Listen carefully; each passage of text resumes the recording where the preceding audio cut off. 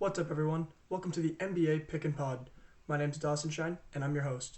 So, kicking off today, we're going to be doing a lot of breakdown on the Warriors pick and roll.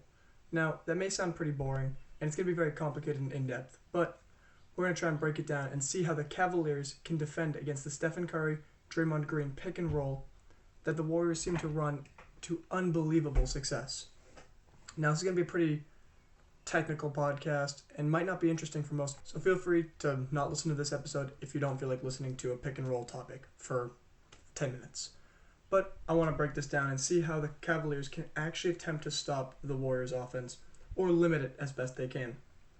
So, looking back on the two games that the Cavs played against the Warriors in the regular season, back on December 25th and January 18th, they had two chances to try and defend the Warriors in this pick and roll. Now, the pick and roll is pretty simple. Steph Curry is the primary ball handler.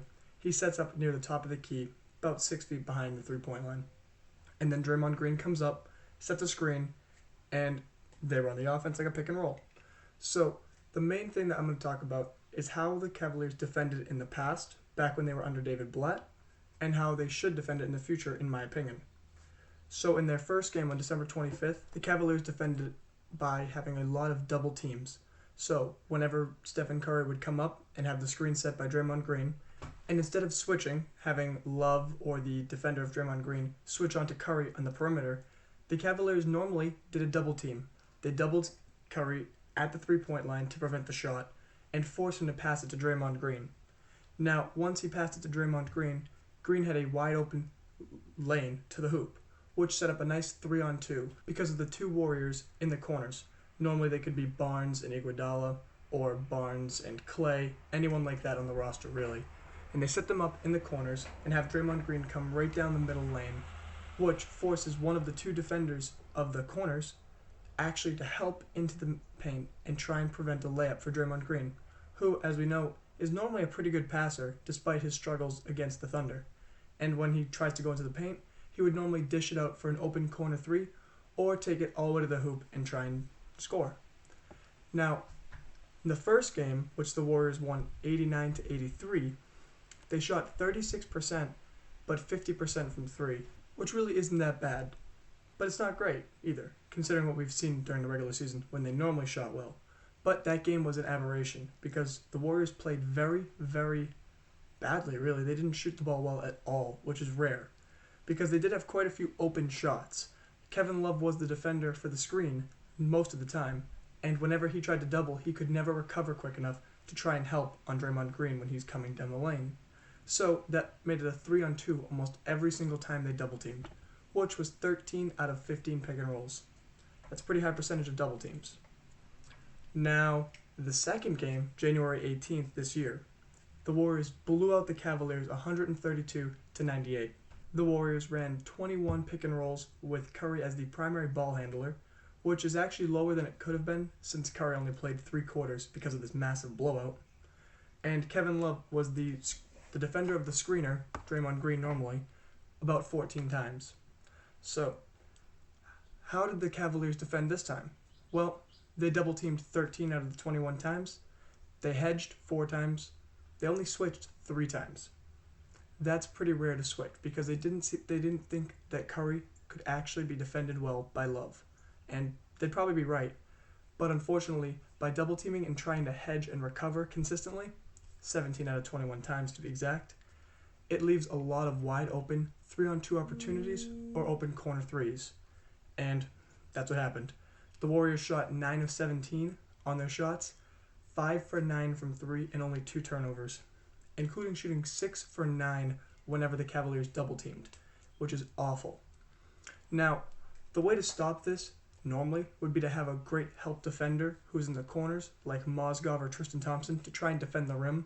Unfortunately, Tristan Thompson's not a great rim protector, and Mozgov seems to not know how to play basketball anymore because he never gets any playing time after his knee surgery. But the main issue with this was the fact that Kevin Love couldn't recover quick enough because he's a very slow and below average defender.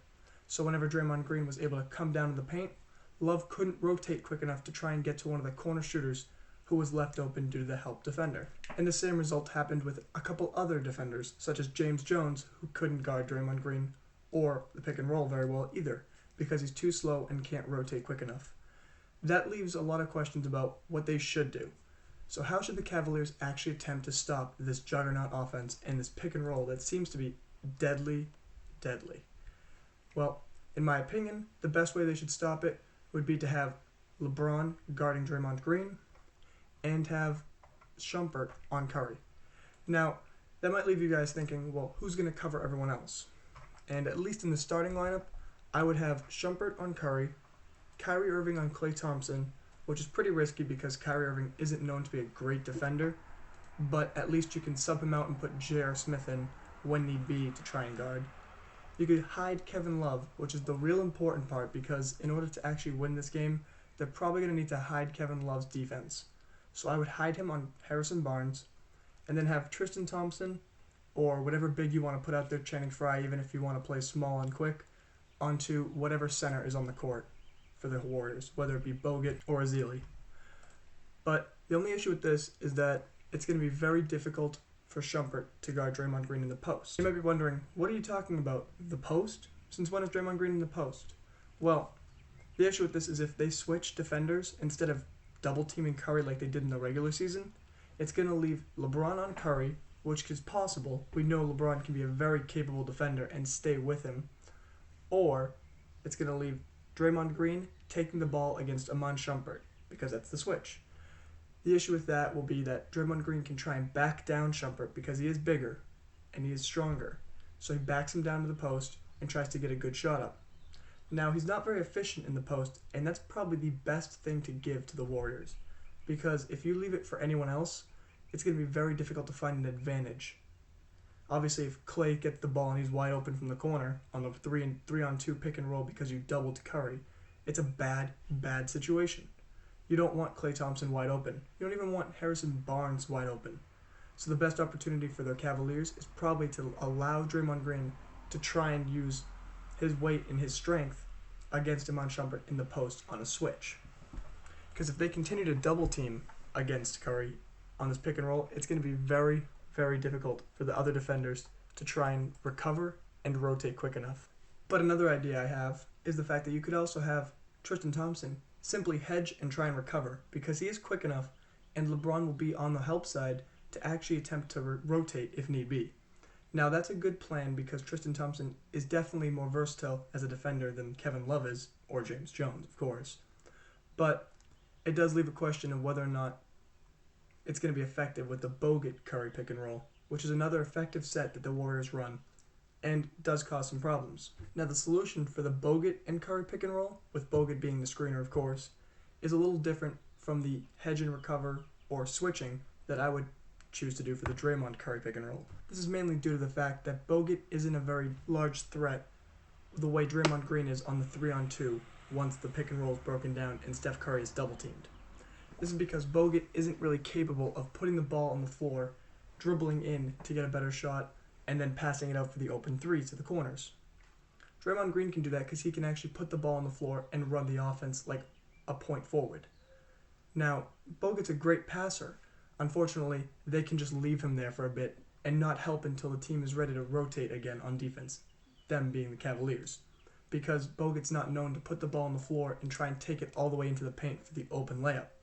That'd be very difficult for him to do, and the Cavaliers could recover because they would have LeBron James, Iman Shumpert, or J.R. Smith to help rotate on the help defense, because the two cornermen can be left open in this case if they really need to be at the last second if Bogut does decide to drive to the hoop, which we all know won't happen. He'll simply get the ball at the top of the key and then look to pass it out and reset up the offense. Some might think that you'd actually be giving a wide open three to either Draymond Green, Harrison Barnes, Klay Thompson, Andre Iguodala, because Bogut's a good passer, but if you trap Curry on the pick and roll, he needs to find the open man, but there won't be one because he needs to be able to put the ball on the floor and be a threat to drive to the hoop. That's why I think the best way to limit that pick and roll would be to double Curry. Now, it's even easier to double Curry if it's a pick and roll with Stephen Curry and Festus Ezeli, because Ezeli has trouble simply catching the ball and trying to score, never mind trying to figure out the offense and passing the ball correctly. So I would say it's much easier to defend that one. And same way, I would double team Curry even 6 feet behind the 3-point line because we know he has that kind of range.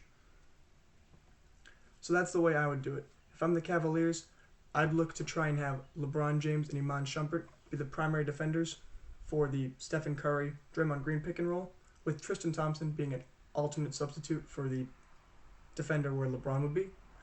And then if the Warriors decide to run the Bogut Curry pick and roll, I'd say simply to trap Curry with whoever the two defenders are and let Bogut go to work and see if he can actually drive to the hoop or be a threat offensively, which I highly doubt.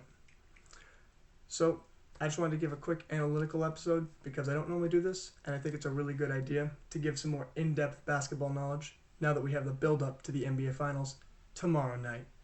So I hope you all are looking forward to the NBA Finals. I am, of course, and hope you enjoyed this episode, even if it was a bit long and a bit in-depth. Thank you all for listening, and have a great day.